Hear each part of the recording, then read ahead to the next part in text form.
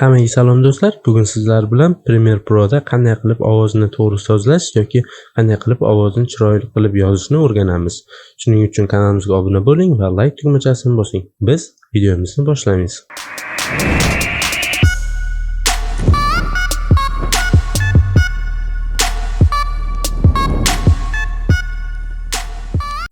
Biz Premiere Pro'ga o'tamiz va menda audio yozilgan. Mana shuni bir eshitib ko'ramiz hozir qanaqaligini va biz buni obработка qilib ko'ramiz.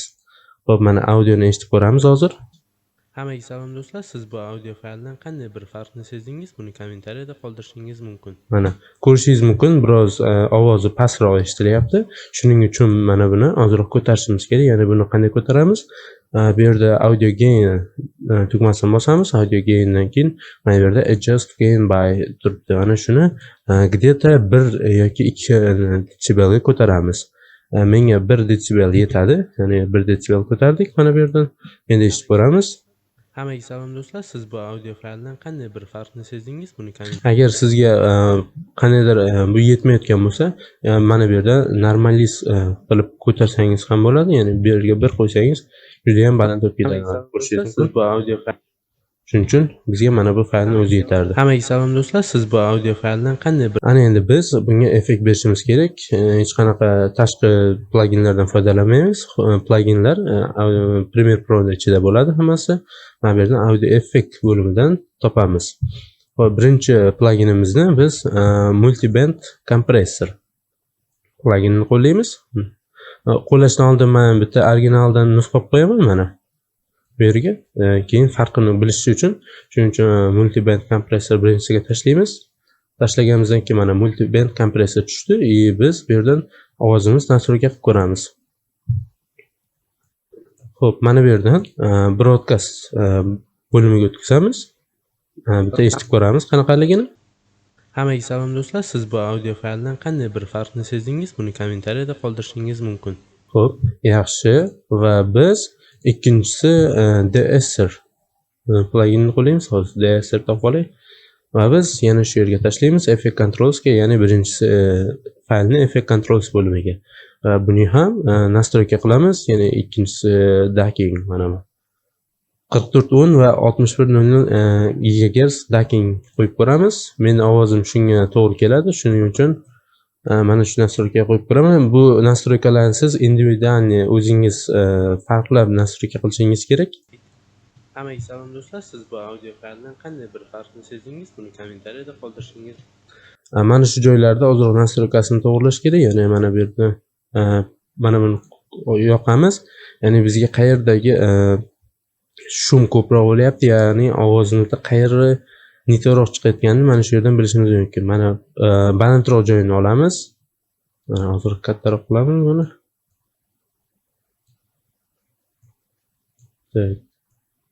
Mana shunday va biz yana bitta eshitib ko'ramiz.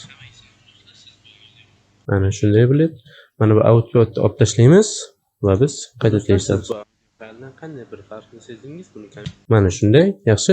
Agar sizda mikrofonda yozayotganingizda shum bo'ladigan bo'lsa, bu shumni mana qarang.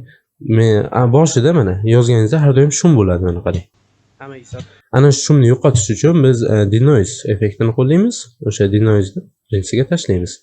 Va biz custom setupga kiramiz, edit va mikrofoningiz shumiga qarab biz foizini nastroyka qilamiz.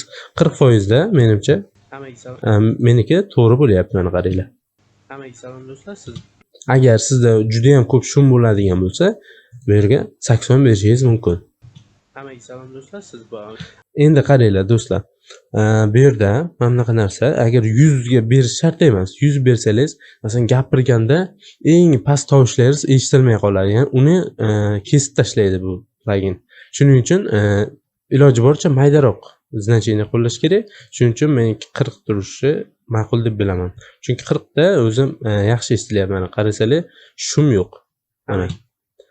Yaxshi va bizga yetadi. Ana endi biz originali bilan buni farqini sezamiz.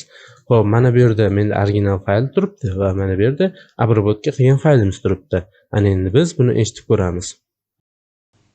Hammaga salom do'stlar. Siz bu audio fayldan qanday bir farqni sezdingiz? Buni kommentariyada qoldirishingiz mumkin.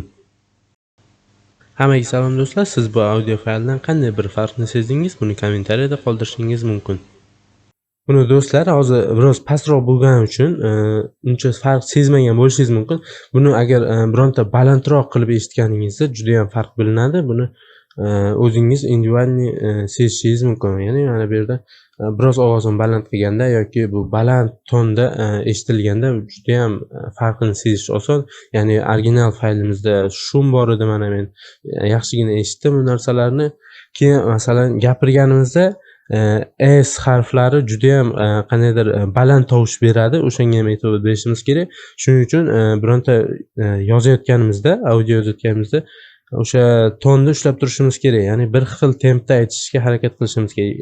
Bir joyda birdan baqirib aytish kerak emas. Ya'ni bir xil tempda ketishgan ma'qul deb bilaman. Bu audiomiz sifatli chiqishiga yordam beradi. Do'stlar, videomiz yoqqan bo'lsa like bosing va kanalimizga obuna bo'ling va mana shunday chiroyli videolarni kutib qoling. Biz bundan-da chiroyli videolar qilamiz. Kanalimizga obuna bo'ling. Sizlar bilan Javhir Rabbiyev bo'ldi.